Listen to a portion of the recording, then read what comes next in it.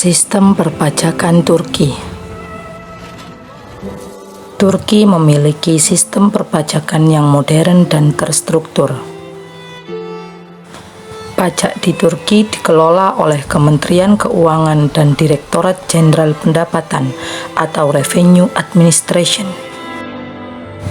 Sistem ini mencakup berbagai jenis pajak, baik pajak langsung maupun tidak langsung. Ada 3 jenis pajak utama di Turki. Yang pertama, pajak penghasilan atau income tax. Diberlakukan untuk individu dan badan usaha.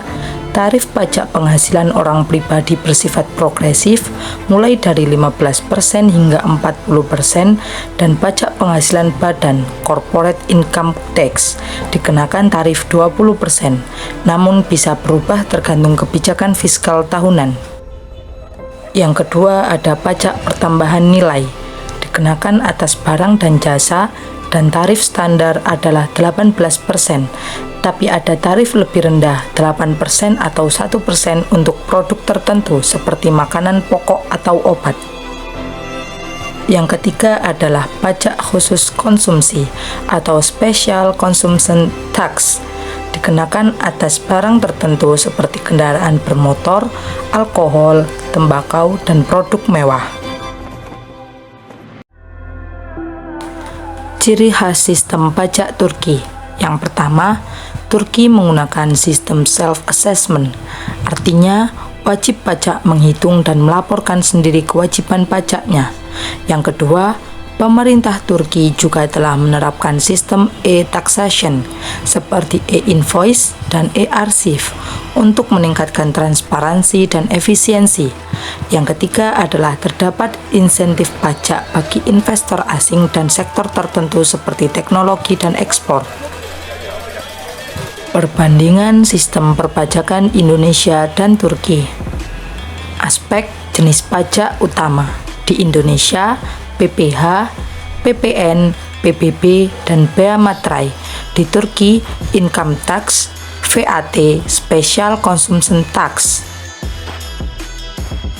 Yang kedua, ada tarif pajak penghasilan individu. Di Indonesia, 5% sampai 35%, di Turki 15% sampai 40%.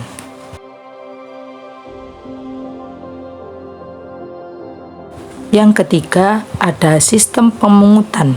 Di Indonesia, self-assessment, di Turki juga menerapkan self-assessment. Selanjutnya, ada pajak konsumsi khusus. Di Indonesia, cukai seperti rokok, alkohol, dan PPNBM. Di Turki, special consumption tax seperti otomotif, alkohol, dan barang mewah.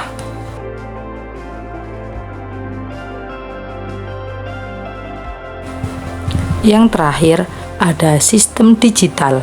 Di Indonesia, menggunakan e-filing, e-bupot, dan e-faktur. Di Turki, e-invoice, e-declaration, dan e-arsif.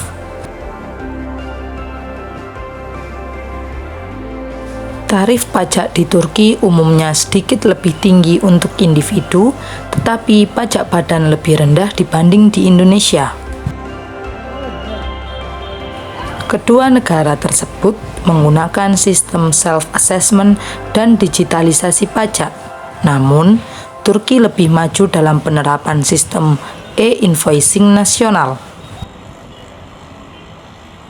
Dalam hal pajak konsumsi, Turki mengenakan pajak yang lebih spesifik dan bervariasi, sedangkan Indonesia lebih fokus pada cukai dan pajak barang mewah. Tantangan dan peluang. Turki menghadapi tantangan dalam pengumpulan pajak dari sektor informal dan penghindaran pajak. Namun, sistem digitalnya sangat membantu dalam pengawasan. Di Indonesia, sedang gencar meningkatkan kepatuhan dan memperluas basis pajak. Reformasi perpajakan melalui UU HPP adalah salah satu upaya penting untuk menyederhanakan dan memperbaiki sistem.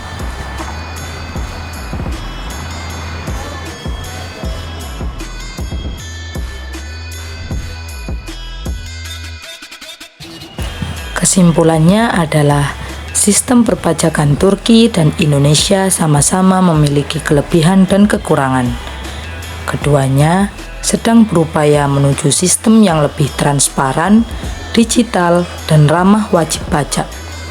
Dari perbandingan ini, kita bisa belajar bahwa efisiensi, kepatuhan, dan teknologi adalah kunci keberhasilan perpajakan di masa yang akan datang.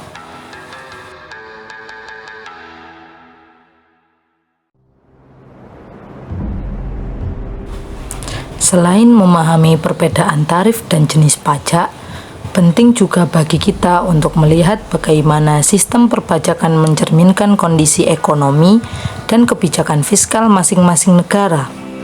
Turki, misalnya, menyesuaikan struktur pajaknya untuk mendorong investasi asing dan stabilitas fiskal di tengah tantangan geopolitik. Sementara, Indonesia terus berupaya memperluas basis pajak dan meningkatkan kepatuhan di tengah tingginya potensi pajak yang belum tergali, terutama dari sektor informal.